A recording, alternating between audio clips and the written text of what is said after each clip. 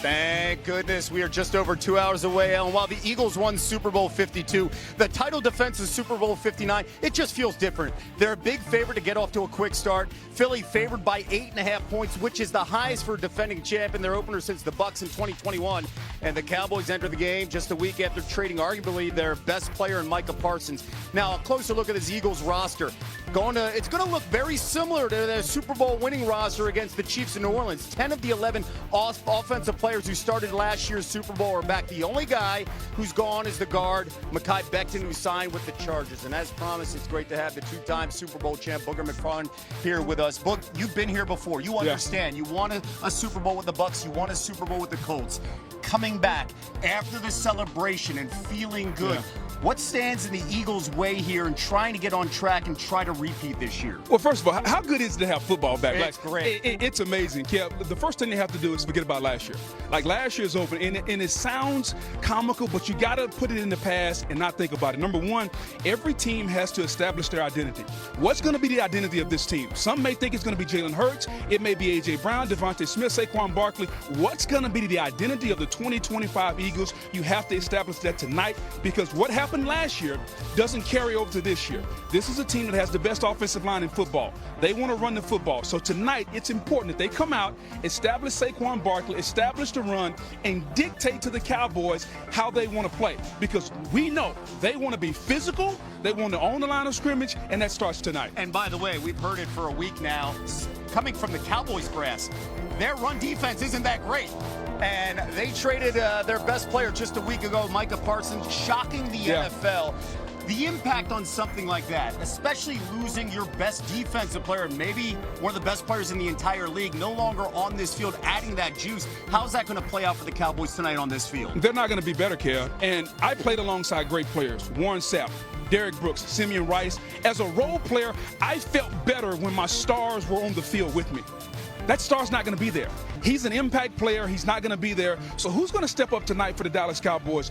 Jerry can say whatever you want to say. It's going to be felt tonight. It's going to be felt going forward, because when you look around that field and it's time to make a play, who's going to make that play? I realize Kenny Clark's coming open, and he's going to be a dynamic player, but who's going to be the game changer? Who do I have to game plan for? I think the Cowboys have to find that person for this season, because Micah Parsons is gone, and somebody else has to step up. But make no mistake about it, it's a lonely feeling out there when you got 11 role players and no star.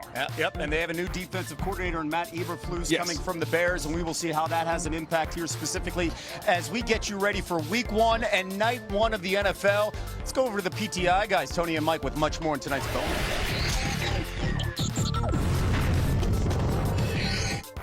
All right, Wilbon, what is the most interesting storyline in tonight's game between Dallas and Philadelphia? There's no variety of storylines to me. There's one. How badly will the Cowboys get their butts whipped? Right. That's it. The Cowboys shouldn't even be in this game. There are a half dozen other teams. There are a half dozen other teams in the NFC you could have put in this game, starting with the Commanders. But the continual pumping up of the Cowboys makes it like a beauty pageant, where now it's just, what can we do to get more eyeballs instead of, let's put a great matchup out there. Because the Cowboys aren't that. I'm not sure they would have been that before the trade. And now since the trade, what are we looking for? The storyline is, can they stop the run? You can bite on that if you want. I'm looking for Cowboys to get trashed. Look, I agree with you that Philadelphia is a better team. Philadelphia's been in the Super Bowl 2 of the last 3 years, and they won it last year. Philadelphia returns 10 offensive linemen. They are still allowed to do the tush-push. They're better in every way than Dallas. But if you're asking me what is a storyline that appeals to me, it's this. It's about Dak Prescott. Last year, Dak Prescott missed 9 games, 9 regular season games. And he missed the 2 games against Philadelphia where they lost. I want you to hear these scores. 34-6 and 41-7. So he wasn't out there.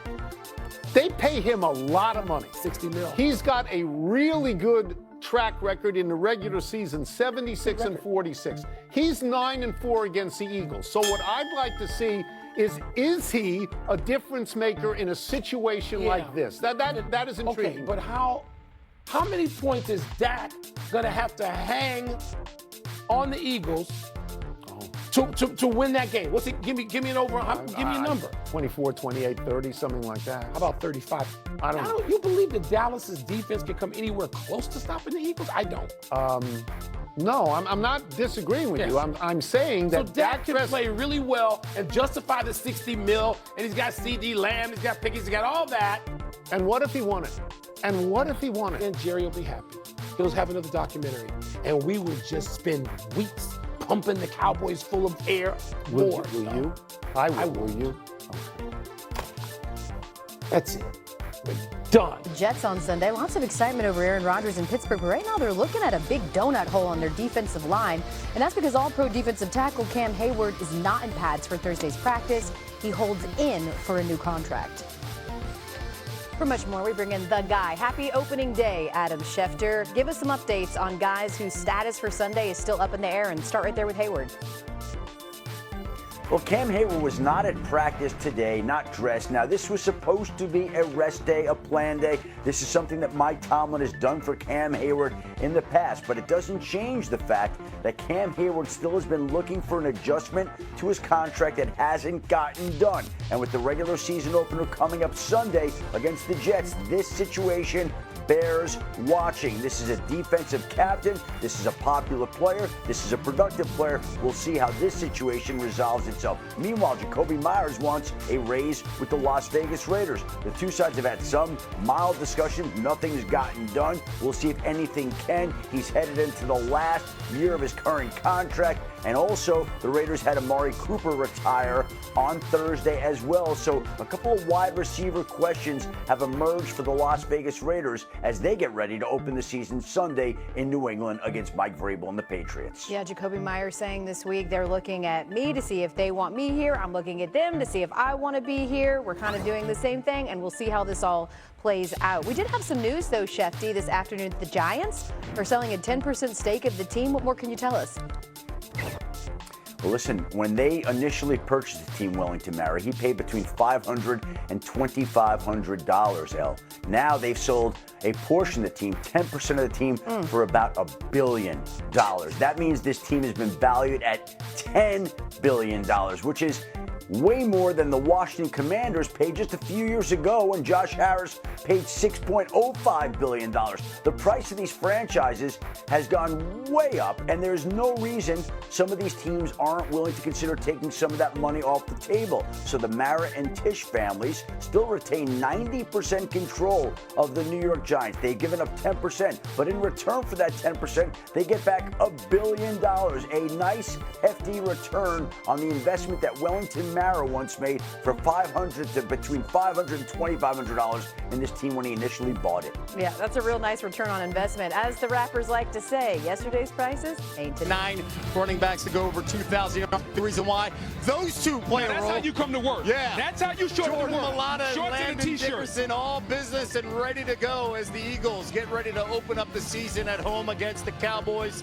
to open up the 2025 NFL season. You just heard Booger McFarland, two-time Super Bowl champ, and the man of South Philly, that is Sal Palantonio, joining us here, getting us ready. And Sal, by the way, has been up since 4 in the morning, getting us ready for this game. You were at a tailgate at 5:45 as the fans are getting ready to come into the link.